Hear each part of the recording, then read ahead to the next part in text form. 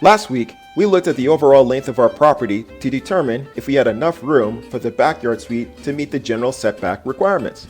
Through this examination, we learned the magic number of 12 meters, which is a good starting point in the elimination process of selecting the right lot. Hi everybody, I'm Elliot Sarba, and welcome to another installment of the Anomaly blog, and the second chapter of selecting the right lot. This week, we're going to focus on the area of our property and how it affects our backyard suite. I would like to remind anyone watching this video, if you are not building a suite, this is a good video to watch if you plan to build a new house, garage, or a large shed. If you go to the website www.anomalydraftinganddesign.com, there is a very detailed blog about reading the real property report and analyzing your site plan. If you have any questions, you can call the office number or email to info@anomalydraftinganddesign.com. Before we start, I think it's important to mention that this video is based on the rules outlined within the City of Calgary land use bylaw. Therefore, those living in different municipalities will need to confirm their zoning rules for backyard suites and to see which rules are applicable.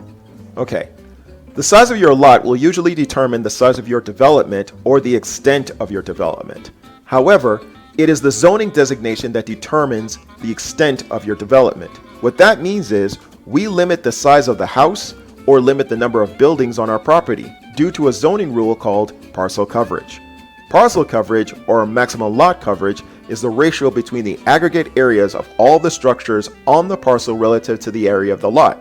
Therefore, areas of the main house, garage, and very large tool sheds will need to be tallied up and divided by the area of the lot. If the ratio percentage is over the maximum limit, then we'll be forced to reduce our ratio.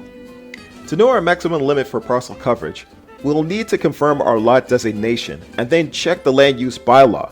You can look up your address on the My Property website and then check the land use bylaw under Part 5 for your zoning rules.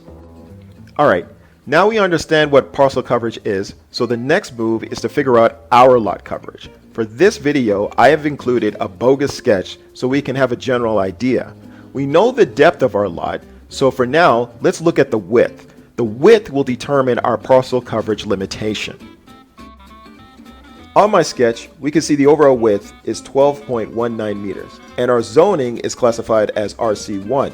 Therefore, our lot coverage is 45%. Your parcel's area should be shown on your real property report. If you cannot find it, I would then call the surveyor on your RPR, and they should be able to tell you over the phone. Since I drafted this sketch, I can tell you that our property is 3,999 square feet. Now we look at the area of the building. This is not to be confused by the building square footage, because we don't include the upper floor in the lot coverage. We're trying to establish the amount of space the building occupies. So, to extrapolate the area of the building, we take the footprint of the main floor. As you can see, our home is 1,045 square feet. Now, backyard suites, garages, or large tool sheds are classified as accessory residential buildings. This is important to know for other structures on the property to be clarified as such, for their areas will need to be larger than the minimum amount of 10 square meters or 107 square feet. For example, if your shed is 10.5 by 10.5, then you are flagged for lot coverage. I should also mention accessory residential buildings have a maximum area of 75 square meters or 807 square feet.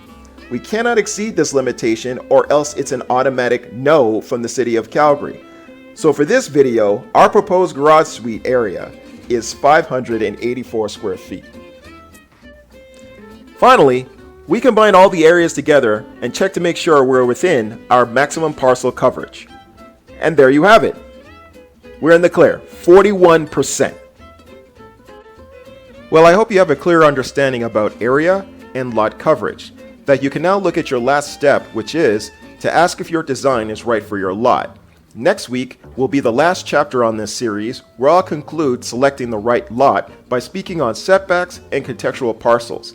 Once again, if you go to the website www.anomalydraftinganddesign.com, there's a very detailed blog about analyzing your site plan.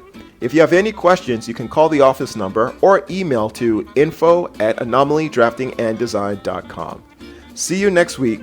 Take care.